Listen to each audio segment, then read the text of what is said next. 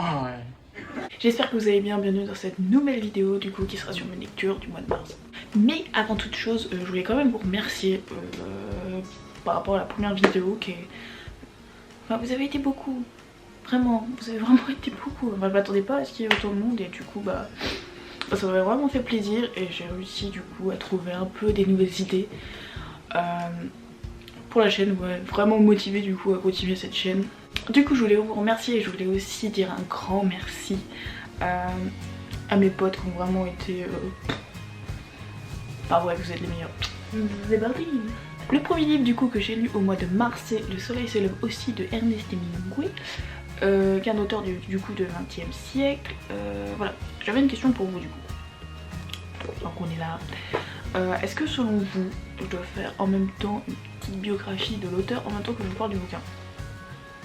Je vous laisse des commentaires. On se retrouve donc du coup dans le Paris des années 20 en compagnie de Jack Barnes, qui est un journaliste américain et aussi un vétéran de la Première Guerre mondiale, qui retrouve, comme ils disent, la belle et frivole Lady Ashley, qui est un peu une gourgandine. Pardon, mais vous êtes une gourgandine, madame. Également Robert Cohn et Michael Campbell, qui sont vraiment deux hommes qui ont été marqués à vie parce qu'ils ont vu pendant la Première Guerre mondiale. On retrouve du coup en premier lieu les 4 protagonistes dans le vieux Paris des années 20, notamment où ils nous dressent vraiment un portrait de la vie nocturne de l'époque avec les enfants un peu à la mode. La plupart des lieux du coup c'est des bars parisiens où clairement nos personnages, en termes d'alcool, enfin ça y va quoi. En fait tu sens que les personnages essayent de garder un contrôle quand même sur leur vie, mais ils peuvent pas du tout échapper à ce qu'ils ont vécu. Ils sont complètement détruits par rapport à la Première Guerre mondiale. Et ben ouais quoi, ils essayent quand même de vivre même s'ils sont tous complètement détruits.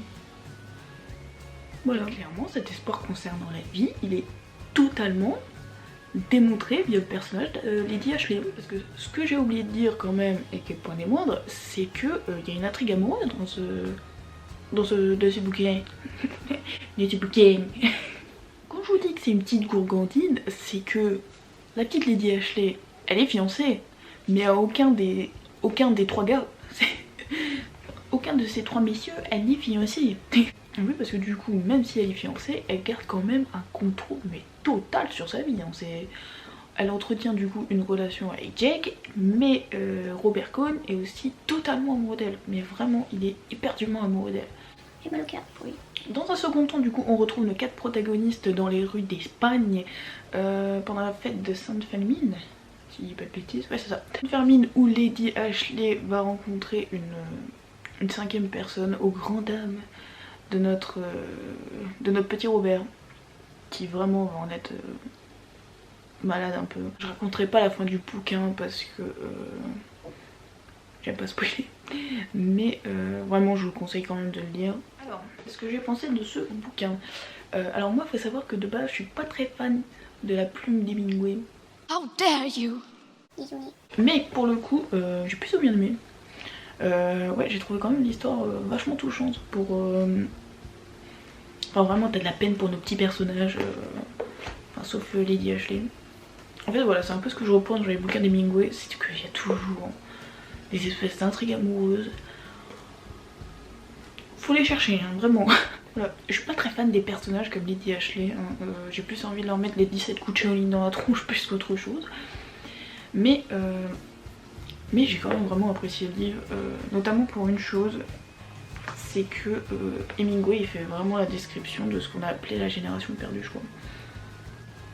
Ah non, c'est noté là. Enfin de tous ces vétérans un peu de la Première Guerre mondiale qui n'arrivaient pas du coup à échapper à leur passé, qui étaient vraiment hantés, détruits par ce qu'ils avaient vécu pendant la Première Guerre mondiale quoi. Et où tu sens que ils avaient envie de vivre des aventures sans qu'il y ait le moindre meurtre, enfin sans qu'il y ait de destruction autour d'eux quoi. Et enfin malheureusement pour eux c'est clairement un amour tragique. Et... Merci, spoil. Mais voilà. Donc si vous voulez le lire, bah foncez. En plus c'est pas cher. Moi je crois que j'ai payé un truc comme 7 €, je crois. Je crois. Donc voilà. C'est pas cher, ça divertit et en plus ça vous apprend un peu des choses sur la société de l'époque. Ensuite, le chouchou de nos professeurs de français, qui s'appelle Oriot, Honoré de Balzac. Voilà. Plus sérieusement, du coup, j'ai donc lu La cousine bête, qui raconte l'histoire du coup de Lisbeth Fischer, qui est du coup une jeune paysanne qui va monter sur Paris, mais qui peut pas rentrer dans la société parce qu'elle est moche.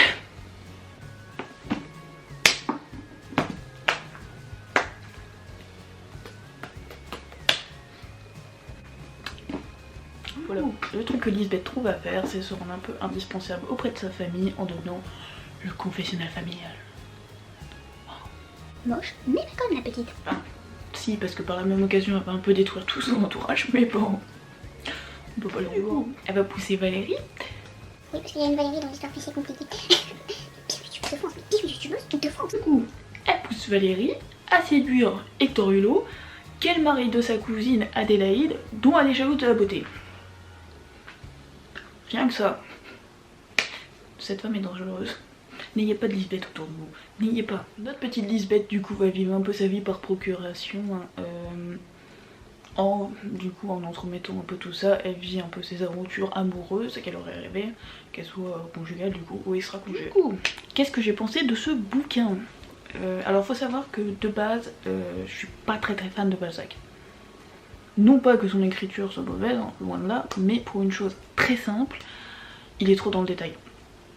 Et vraiment c'est un truc qui me dérange, enfin... C'est important les détails. Mais de là à faire 4 pages pour te parler d'une chaise... Il n'a pas fait ça, mais c'est un peu le genre d'auteur à faire 4 pages pour te parler d'une chaise quoi.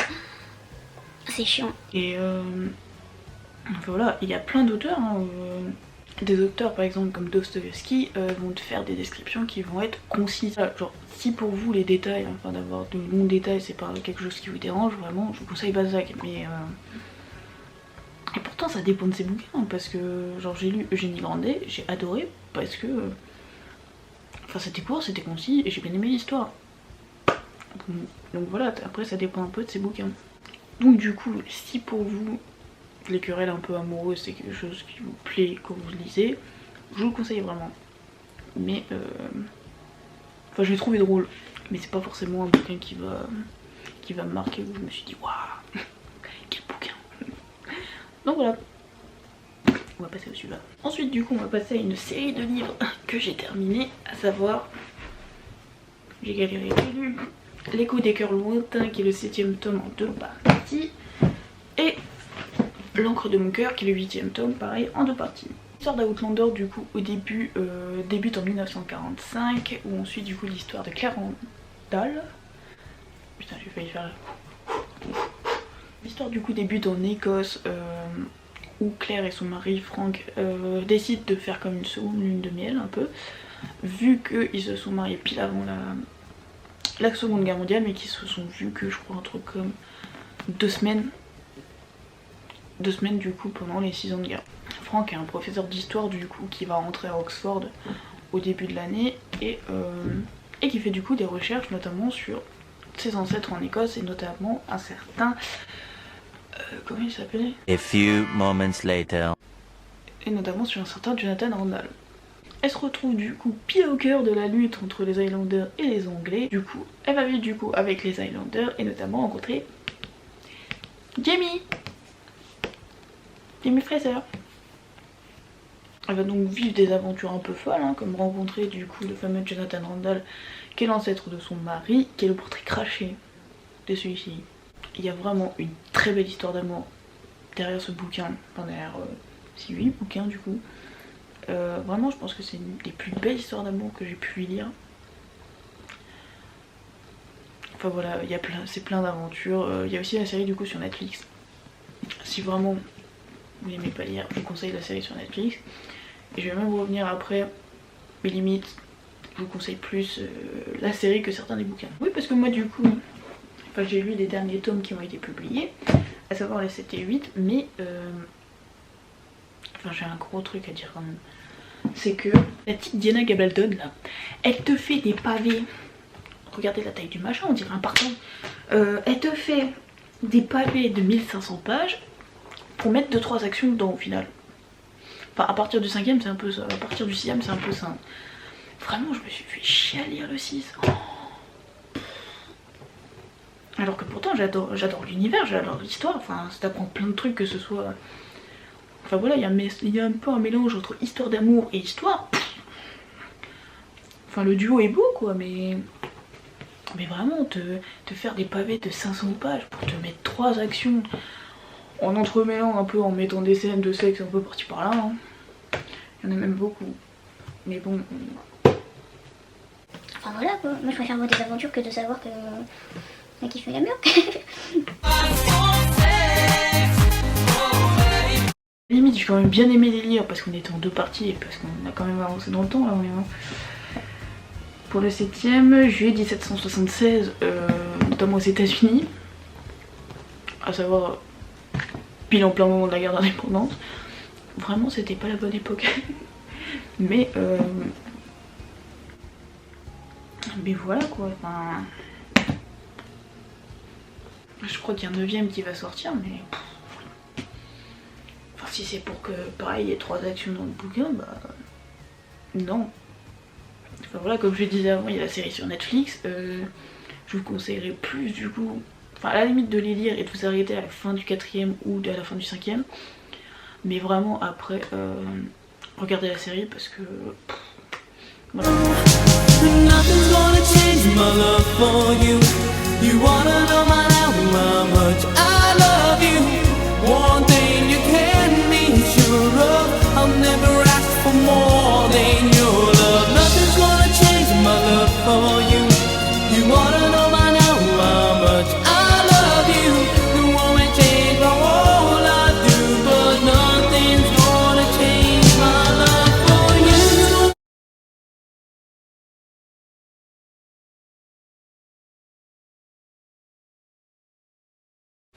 Donc voilà, je pense que j'ai à peu près tout dit du coup sur Outlander, mais voilà, je vous conseille quand même vraiment l'histoire parce qu'elle est vraiment intéressante, notamment parce que c'est vrai que c'est pas une période que je connaissais particulièrement, la période un peu...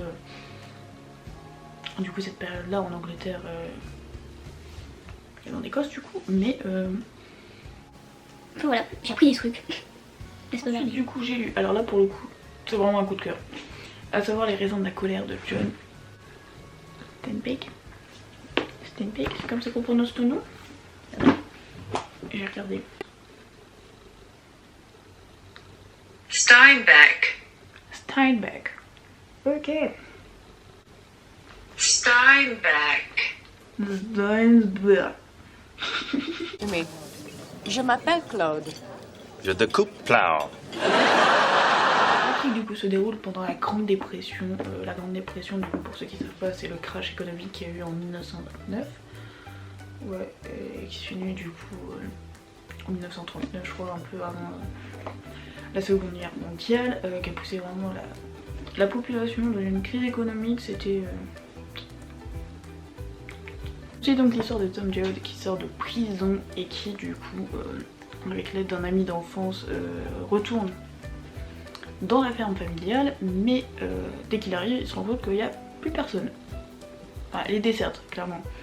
Donc il va aller du coup chez son oncle, John, où il va du coup retrouver toute sa famille et il va les aider. C'est donc l'aventure de cette pauvre famille qui sera obligée de quitter l'Oklahoma à cause du bouleversement économique, mais aussi du coup de la sécheresse qui crée clairement un bouleversement dans le monde agricole de l'époque. Pensant que tout est désespéré, il se dirige du coup vers la Californie à la recherche de terre du coup pour vivre et pour travailler, et clairement ils sont à la recherche d'un avenir. Vraiment, je pense que c'est un des meilleurs romans que j'ai eu toute ma vie. Bon, je suis jeune quoi, mais c'est vrai que j'ai lu plein de bouquins pour mon âge, mais vraiment l'histoire de cette famille elle est touchante, mais à un point, mais...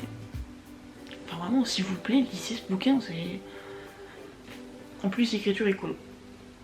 Vraiment il a une écriture qui est incroyable, qui est...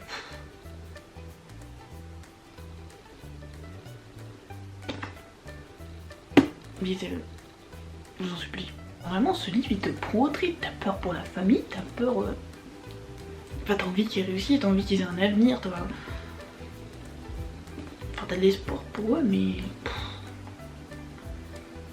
Vraiment, ce livre m'a pris au trip. Donc s'il vous plaît, vraiment, lisez ce bouquin. lisez l'histoire de cette famille, c'est incroyable, vraiment. Ensuite du coup j'ai lu Aux portes de l'éternité, qui est le dernier tome de la saga Le siècle de Ken Follett, qui est en 3 parties du coup. Ce sont du coup des romans historiques. Alors le premier qui s'appelle La chute des géants, qui se passe du coup pendant la période et même un peu avant de la première guerre mondiale. Ensuite on a L'hiver du monde, qui du coup se passe pendant la seconde guerre mondiale et un peu avant, qui suit un peu toujours l'histoire, un peu la descendance des personnages de la chute des géants. Et du coup le dernier, Aux portes de l'éternité, se passe du coup pendant la guerre froide, où pareil on suit encore du coup toujours un peu l'histoire de nos personnages qu'on a vu dans les personnages du coup qu'on a vu dans les bouquins précédents. Du coup dans ces livres on va avoir divers points de vue, du coup celui d'une famille polonaise, celui d'une famille russe, d'une famille allemande et d'une famille américaine et d'une autre anglaise. Du coup on va suivre notre petite famille pendant la période de la guerre froide, où on va nous montrer un peu tous les petits faits un peu sociaux, politiques, économiques. Alors après c'est très personnel, mais je connais bien cette période puisque comme beaucoup de lycéens c'est vrai que c'est un peu la période dont on se souvient plus je pense, ou dont on nous a le plus un peu parlé à l'époque. À l'école madame, je sais que t'es plus à l'école mais à l'école. J'aime bien un peu ce type de bouquin et le fait de voir l'histoire à travers une famille. C'est pas clair mais je vais m'expliquer. Où du coup on te montre un peu plus la société de l'époque pour mieux comprendre un peu comment elle était construite. Enfin c'est une manière un peu de mieux vivre les événements marquants de l'époque, etc. Et c'est vrai que moi j'aime vraiment ce genre de bouquin en fait, juste à t'apprendre des trucs clairement sur les sociétés de l'époque.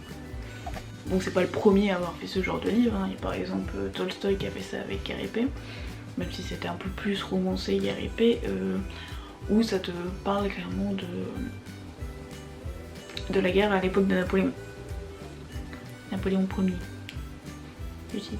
Voilà. En vrai j'ai un petit truc sentimental avec ce bouquin là, c'est que je m'en souviens à l'époque j'avais demandé à mon prof d'histoire gentiment, monsieur vous n'avez pas des bouquins à me conseiller? Et il m'avait gentiment répondu en m'engueulant, hein, et Ken Follett, c'est pour les chiens.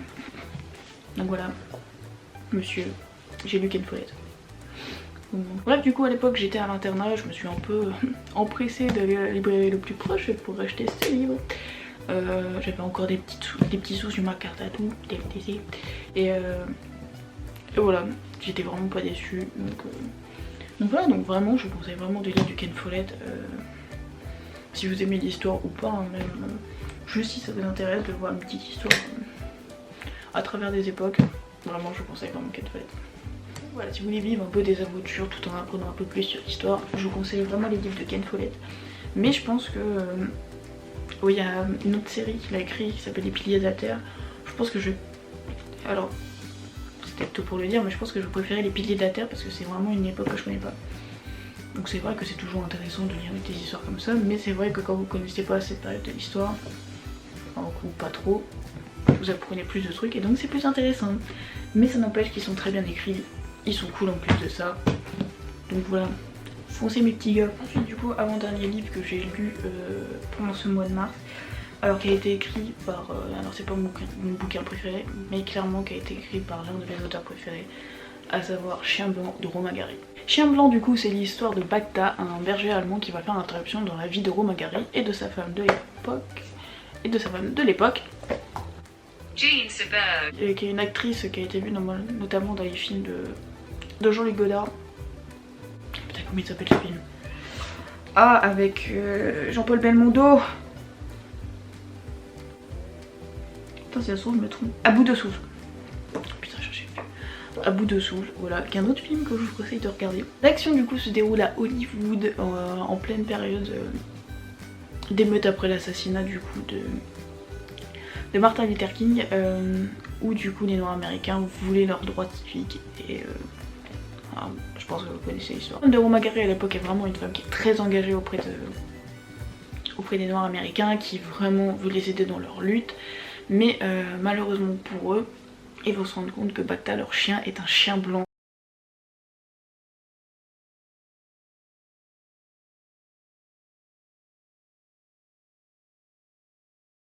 Et clairement, ce livre est d'une humanité profonde. Mais ce livre, c'est aussi l'occasion pour Romain Gary de dénoncer l'hypocrisie qu'il y avait à l'époque et notamment toutes les formes de racisme.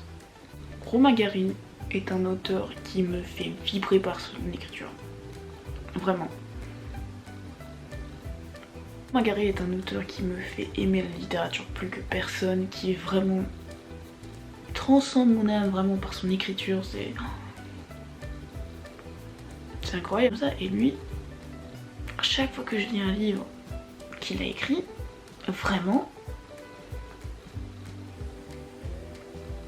enfin je me prends les tripes par son écriture, c'est vraiment, enfin c'est un génie de la littérature. Voilà, pour faire court, je vous conseille vraiment de lire ce livre, il est pas cher, il est pas long, vraiment foncez, et vraiment s'il vous plaît lisez du Romain Gary, il le mérite mais amplement. Ensuite on va passer au dernier qui est, alors petite honte, j'avais pas vu le film. Tout le monde en parle, tout le monde a pleuré devant ce film, tout le monde a vraiment a laissé une partie de son âme et vraiment a eu l'espoir, a eu un peu d'espoir pour l'humanité en regardant ce film, mais je l'avais pas eu. Et quand je suis allée du coup à la librairie, je suis tombée sur La Ligne Verte de Stephen King. L'histoire du coup de La Ligne Verte suit l'histoire de Paulette Combe, qui est un ancien gardien-chef d'un pénitencier, il n'y a pas la ville, dans les années 30 et qui du coup revient sur l'histoire de John Coffey, qui est un géant noir, un grand monsieur, très grand monsieur et très costaud, noir, qui a été accusé d'avoir tué 2 fillettes, mais les gardiens du pénitencier vont vite se rendre compte que John Coffey n'y est pour rien et qu'il a même des talents un peu particuliers. On suit donc du coup l'histoire de Paul qui est dans son pénitencier qu'on appelle également la Ligne Verte et qui va tout faire du coup pour essayer de sauver John Coffey, mais enfin voilà, cette histoire est touchante. Enfin, si vous avez vu le film, je pense que vous pouvez quand même lire le livre, même si pour le coup j'ai vraiment aimé parce que... Enfin j'ai vu le film après du coup, mais... Enfin voilà. Le livre égale le film. Et ça... Et aussi si vous n'avez pas vu le film mais que vous voulez lire le livre, moi je vous le conseille, mais à 10 000 % cette histoire est pas, comme tout le monde le sait, touchante vraiment au plus haut point et... te redonne un peu espoir en l'humanité, même si enfin ce livre est une beauté. Vraiment merci Stephen King. Ça fait 2 heures que je tourne, j'ai presque plus de batterie, donc du coup je vais essayer de vite faire l'outro. J'espère que cette vidéo vous a plu. Dites-moi en commentaire ce que vous en avez pensé, si vous avez des petits conseils pour les prochaines vidéos.